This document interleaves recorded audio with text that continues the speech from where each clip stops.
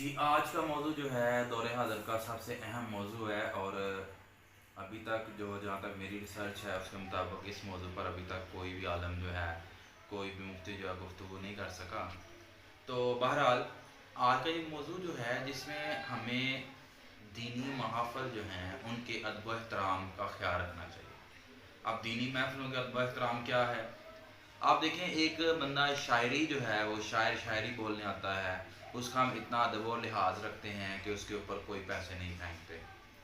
अगर कोई motivational speaker आता है उसके मनसब का लिहाज रखा जाता है, उस पर कोई पैसे नहीं फेंके जाते। क्या हमारा दीन इतना गया गुजरा है? क्या हमारे आलम इतने गए गुजरे हैं? क्या हमारे दिल के अंदर उलमा का, नात खानों का कोई एहतराम नहीं है? हम उनके ऊपर पैसे फेंकते हैं। ये पैसे फेंकना इस्लाम में कहाँ जायज़ है? एक बात। दूसरे नंबर पे, ये जो पैसे फेंकना है, ये जो आलिम है, ये जो नात खां है, उसकी तौहीन है। तो लिहाजा मैं तमाम उलमा से रिक्वेस्ट करूँगा इस मौजू को छेड़ें। और तमाम महफिल के जो ना आदाब होते हैं, तो जो स्टेज जिस पे इंसानियत की हमने पूरी तबलीग करके इंसानियत की इस्लाह करनी है, और जहाँ पे लोग सुनने आते हैं, तो कभी गौर किया आपने कि जब आप पैसे फेंक रहे होते हैं, वही आलम, वही नात खां जो है उस बात को ज़्यादा रिपीट करता है जिस पर उसको पैसे ज़्यादा मिलते हैं। अच्छा, ज़रा गौर कीजिए, ये पैसे फेंकना क्या है?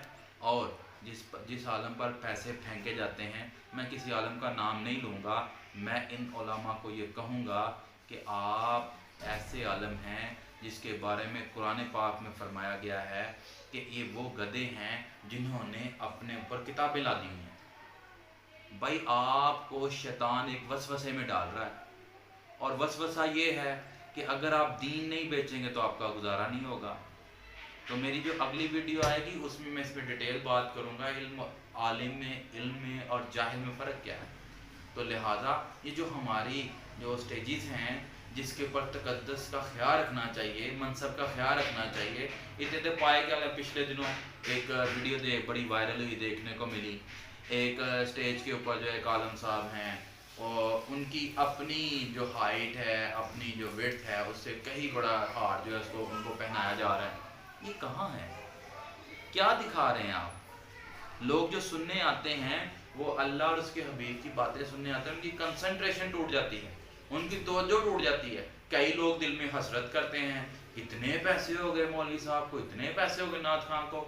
और कई लोग दिल में ये ख्याल करते हैं ये तो पढ़ता ही पैसों के लिए। हाँ, वो सही सोचते हैं।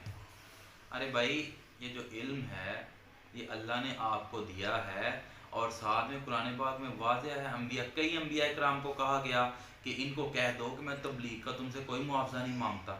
और यहाँ पर मेरे एक बहुत करीबी जानने वाले आलिम हैं, मैं उनका नाम नहीं लूँगा, वो मैम के पीछे जो है बहुत ज़्यादा जुमा पढ़ा करता था, बहुत ज़्यादा तकारीर उनकी सुना करता था।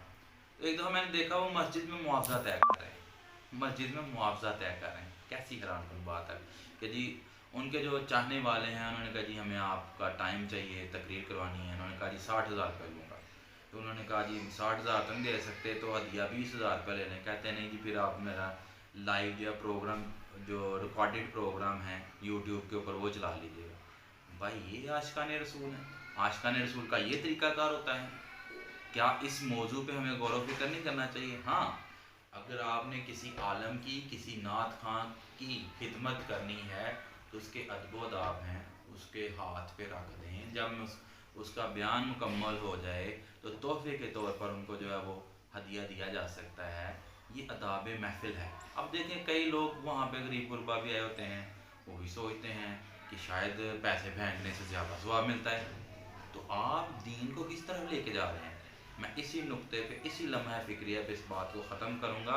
अपने आप को वो आलम ना बनाएं, वो इल्म वाला ना बनाएं जिसके बारे में कुरान में वाज़ेह है कि ये वो गधे हैं जिन्होंने अपने ऊपर किताबें ला दी हुई हैं, और गधे भी ऐसे जो बिदके हुए हैं। अल्लाह हाफ़िज़।